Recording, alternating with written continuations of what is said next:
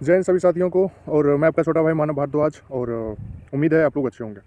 साथियों, इस छोटा सा चैनल पर, इस छोटा सा प्लेटफॉर्म पर आप सभी का स्वागत है। और इस प्लेटफॉर्म के द्वारा मैं आप लोगों के सामने आर्मी से जुड़े, जो अपने देश के आर्मी है उससे जुड़े जो भी अपडेट्स होते हैं और जो न्यूज़ चाहिए होता है, मैं इस चैनल के द्वारा आपके समक्ष रखने का एक छोटा सा प्रयास करता हूँ। तो चलिए, आज का विषय है और मैं आपसे उम्मीद करता हूं कि आप वीडियो को ज़्यादा से ज़्यादा शेयर करेंगे।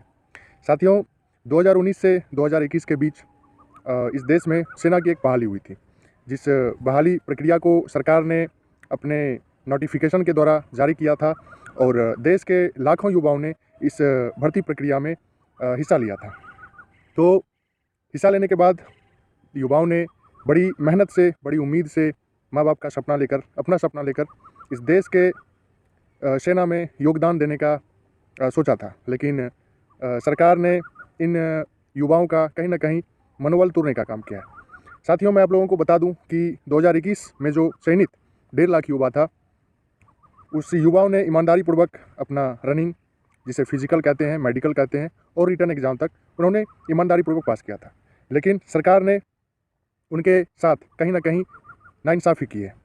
मैं आप लोगों को बताना चाहता हूँ, चयनित होने के बाद सरकार के द्वारा उन युवाओं को लगातार 2 साल तक आश्वासन मिलता रहा कि अब आप लोगों को ज्वाइनिंग लेटर दी जाएगी और अब आप लोग देश के सेना में शामिल होंगे। लेकिन लगातार 2 साल आश्वासन देने के बाद सरकार ने उन युवाओं के साथ धोखाधड़ी किया और सरकार ने एकाएक अग्निपथ योजना देश के युवाओं पर जबरन थोप दी। इस अग्निपथ के आड़ में सरकार ने वो जो लाखों युवा 2021 भर्ती में चयनित हुए थे, उन सभी युवाओं का भर्ती प्रक्रिया वहीं पर रद्द कर दिया। साथियों, मैं आप लोगों को बता दूं कि ये मामला बहुत से लोगों को पता नहीं है, लेकिन ये मामला देश का मुद्दा है और लाखों युवाओं का ये एक ज़िंदगी का सवाल है। साथियों, मैं सोचता हूं कि जिस देश में युवा अपने हक को लेकर के दर दर की ठोकरें खा रही है, इस देश में अन्नदाता किसान रोड पर भूखे प्यासे मर रहे हैं, वो आत्महत्या करने तक का सोचते हैं और आत्महत्या करते हैं, वो देश कभी विकसित कैसे हो सकता है? ये बात बहुत सोचने वाली है।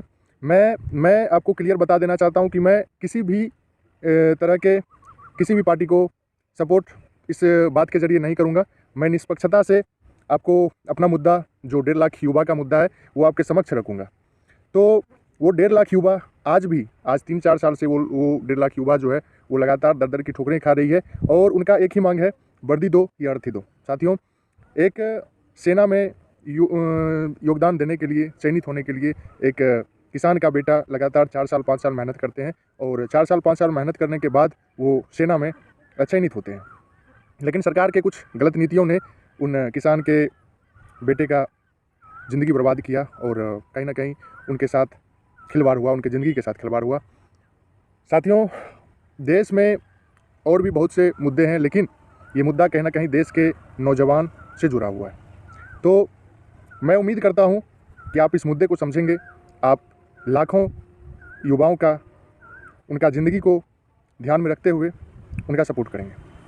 साथ ही मैं आपको बता दूं कि जब से अग्निपथ योजना इस देश में सरकार के द्वारा लाई गई है, वो कहीं ना कहीं एक तानाशाही का काम हो रहा है। साथियों, मैं आपको ये भी बताना चाहता हूँ कि जिस दिन सरकार ने अग्निपथ योजना लाई, उस दिन सेना के हेडक्वार्टर, जो कि एक सेना के जनरल हैं, खुद उन्होंने बताया है कि सरकार ने उनको कुछ नहीं बताया था, कोई अपडेट नहीं दिया था कि हाँ, अग्निपथ योजना भी सरकार लॉन्च करने वाली है।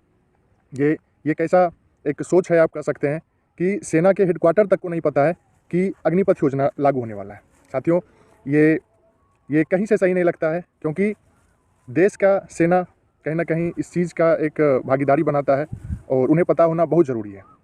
ठीक है, तो और फिलहाल के एक रिपोर्ट में जारी हुआ है कि इंडियन आर्मी में 1 लाख जो सेना है, उनकी जो संख्या है, उनकी कमी आई है।